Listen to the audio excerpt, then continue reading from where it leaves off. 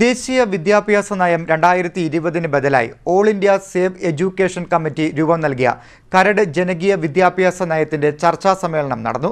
സംസ്ഥാന president professor George Joseph ഉദ്ഘാടനം നിർവഹിച്ചു. ബി ദിലീപ് അധ്യക്ഷത വഹിച്ചു. ദേശീയ വിദ്യാഭ്യാസ നയം 2020 ബദലായി ആൾ ഇന്ത്യ സേവ് എഡ്യൂക്കേഷൻ കമ്മിറ്റി രൂപം നൽകിയ കരട് ജനകീയ വിദ്യാഭ്യാസ നയം 2025 ചർച്ചാ സമ്മേളനം കായംകുളത്ത് സംഘടിപ്പിച്ചു. കായംകുളം ഗവൺമെന്റ് ബാങ്ക് എംപ്ലോയീസ് ഹാളിൽ സംഘടിപ്പിച്ച ചർച്ചാ സമ്മേളനത്തിൽ അധ്യാപകനും പ്രമുഖ സാമൂഹിക പ്രവർത്തകനും കേരള സംസ്ഥാന ജനകീയ പ്രതിരോധ സമിതിയുടെ ആലപ്പുഴ ജില്ലാ പ്രസിഡന്റുമായ ബി ദിലീപൻ അധ്യക്ഷത വഹിച്ചു. ഓൾ ഇന്ത്യ സേവ് എഡ്യൂക്കേഷൻ കമ്മിറ്റിയുടെ സംസ്ഥാന പ്രസിഡന്റ് പ്രൊഫസർ ജോർജ് ജോസഫ് ചർച്ചാ സമ്മേളനം ഉദ്ഘാടനം ചെയ്തു. അറിവിനെ, വിദ്യാഭ്യാസത്തിന്റെ അന്തസ്സത്തെ, മാനുഷിക മൂല്യങ്ങളെ കെടുത്തിക്കൊണ്ട് മനുഷ്യരെ ഇല്ലാതാക്കുന്ന പദ്ധതിയാണ് പുതിയ ദേശീയ വിദ്യാഭ്യാസ നയം. അത് സംസ്ഥാനങ്ങളിൽ നടപ്പിലാക്കാനാണ് PM-ശ്രീ പദ്ധതി കേന്ദ്ര സർക്കാർ അടിച്ചേൽപ്പിക്കുന്നത്. എന്നാൽ പുരോഗമന കേരളത്തിന്റെ മനസ്സാക്ഷിയെ ഞെട്ടിച്ചുകൊണ്ട് സംസ്ഥാന സർക്കാർ PM-ശ്രീയുടെ ധാരണാപത്രത്തിൽ ഒപ്പുവച്ചിരിക്കുന്നുവെന്നും അദ്ദേഹം ആരോപിച്ചു. ഇത് സ്കൂളുകളെ മാത്രമല്ല സർവകലാശാലകളെയും വളരെ ആസൂത്രിതമായി തകർക്കാൻ 4 വർഷ ബിരുദ പരിപാടി ഉൾപ്പെടെ നടപ്പിലാക്കാൻ സംസ്ഥാന സർക്കാർ ഒത്താശ ചെയ്തു കൊടുക്കുകയാണെന്ന് അദ്ദേഹം ഉദ്ഘാടന പ്രസംഗത്തിൽ പറഞ്ഞു. All India save education committee സംസ്ഥാന vice president M. Shajar Khan വിഷയാവതരണം നടത്തി. കേരള യൂണിവേഴ്സിറ്റി ശ്രീനാരായണ സ്റ്റഡീസ് സെന്ററിന്റെ മുൻ ഡയറക്ടർ ഡോക്ടർ ആഞ്ചൽ രഘു സംസാരിച്ചു. Retired DDE Sujatha Sarojam, advocate O. Haris, doctor MS. Ramesh Kumar, doctor P. Pranab Jeevan, advocate B. K. Rajagopal, R. Parthasarathy Varma, Ashokan Ramanujan, TM. Suresh Kumar, R. Praveenkumar എന്നിവർ സംസാരിച്ചു. യോഗത്തിൽ N. ഉദയകുമാർ സ്വാഗതവും റോസ അജയകുമാർ നന്ദിയും രേഖപ്പെടുത്തി. ഡിസംബർ 2-ാം തീയതി തൃശൂരിൽ നടക്കുന്ന സംസ്ഥാന വിദ്യാഭ്യാസ കൺവെൻഷൻ വിജയിപ്പിക്കുവാൻ സമ്മേളനം ആഹ്വാനം ചെയ്തു. സാമൂഹ്യശാസ്ത്രവുമായി ബന്ധപ്പെട്ട എന്തെങ്കിലും ഒരു വിജ്ഞാനമല്ല, ഇതിന്റെ പരിസ്ഥിതി ശാസ്ത്രം പോലും.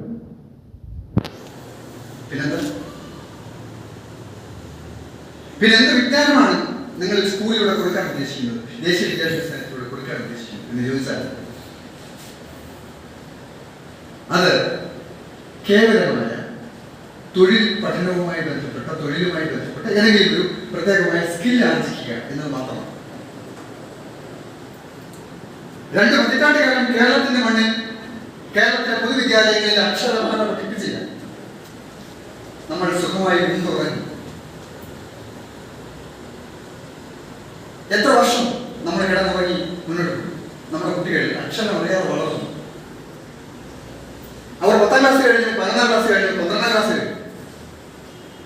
ഇപ്പോൾ അവർ ഡിഗ്രി വിദ്യാർത്ഥികളോ PG വിദ്യാർത്ഥികളോ അതിനപ്പുറം ചില അധ്യാപകരോ ഒക്കെയാണ്. പക്ഷെ അവർ മലയാള ഭാഷയിൽ ഏതെങ്കിലും ഒരു സെന്റൻസ് തെറ്റുകൂടാതെ എഴുതാൻ അറിയാമോ എന്ന് പരിശോധിച്ചാൽ അങ്ങനെ ഒരു പഠനം നമ്മൾ പേര് മാത്രമേ മാറ്റുള്ളൂ. അതിന്റെ സെക്ഷൻ ഒരു ഡെഫിനിഷൻ മാറ്റിയിട്ടുണ്ട്. പേര് മാത്രം സംസ്കൃതമാക്കിയെന്നല്ലാതെ ആ ഇംഗ്ലീഷ് ടൈറ്റിൽ എടുത്ത് സംസ്കൃതമാക്കിയല്ല അതിനകത്ത് തുടങ്ങാൻ പറ്റില്ല. അപ്പൊ കൊലക്കേസ് എന്ന് പറയുന്ന സ്ത്രീകൾക്ക് 302 അതിന്റെ കാര്യം ഇന്ത്യയിൽ താഴെ കിടക്കുന്ന ആക്ടിന് മേളിൽ വെച്ച് മേളിൽ കിടക്കുന്ന ആക്ട്. അതുകൊണ്ടാണ് ഇന്ത്യയിൽ ഈ മാറ്റം വന്നപ്പോൾ ഒരു സമരം നടക്കാൻ കാരണം അതിനകത്ത് തൊട്ടിട്ടില്ല, അത് തേടാൻ പറ്റില്ല.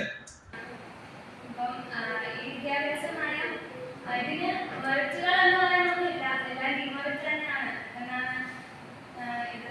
പിന്നെ സ്കിൽ എഡ്യൂക്കേഷനെ പറ്റി പറഞ്ഞു. ഇപ്പം സ്കില്ല് പഠിക്കണമെങ്കിൽ നമുക്ക് പോളിടെക്നിക്കോ അല്ലെങ്കിൽ IT പോലുള്ള വേറെ സ്ഥാപനങ്ങളുണ്ട്. പിന്നെ ഇവിടെ തൊഴിൽ എന്ന് പറയുന്നത് വല്ല തയ്യലോ അല്ലെങ്കിൽ അതുപോലെയുള്ള തൊഴിലാണ് ഇവർ പഠിപ്പിക്കുന്നത്.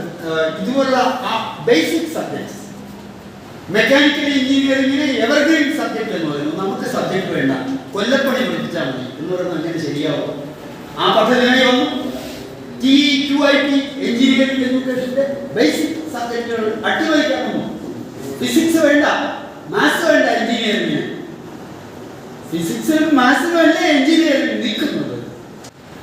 ഭരണാധികാരികളെ തെരഞ്ഞെടുക്കുമ്പോൾ തന്നെ നമ്മൾ അവരെ തെരഞ്ഞെടുത്തു കഴിഞ്ഞാൽ പിന്നെ ജനങ്ങൾക്ക് അതിനകത്ത് വേറെ വലിയ കാര്യങ്ങളൊന്നുമില്ല. നമ്മൾ വോട്ടേഴ്സ് മാത്രമാണ്. നമുക്ക് നമ്മുടെ അഭിപ്രായം പറയാനുള്ള വേദികളോ അല്ലെങ്കിൽ ഇതുപോലെ നമ്മളിപ്പോൾ ഈ പറഞ്ഞ പോലെ റിപ്പോർട്ട് വിശദമായി സമർപ്പിക്കാനുള്ള ഒരു വേദി നമുക്ക് കിട്ടുന്നില്ല. ആൾക്കാരില്ലാത്തത് കൊണ്ടല്ല കുട്ടികളെ തൊഴിൽ പഠിക്കും. കുട്ടികളെ വിജ്ഞാനം നൽകുന്നതിന് പകരം ആ സമയം, വിലപ്പെട്ട സമയം, ബാലകീയ വേല നിരോധിച്ചിരിക്കുന്ന ഒരു രാജ്യത്ത് തൊഴിൽ പഠിപ്പിക്കുക, അതും ഗാർഡനിങ്ങും ഇലക്ട്രിക്കൽ വർക്കും ഉളിയും കൊട്ടുവടിയും ഉപയോഗിച്ചുള്ള കാർപ്പൻ്റർ വർക്കും അടക്കമാണ് ഈ NEP നിർദ്ദേശിക്കുന്നത്.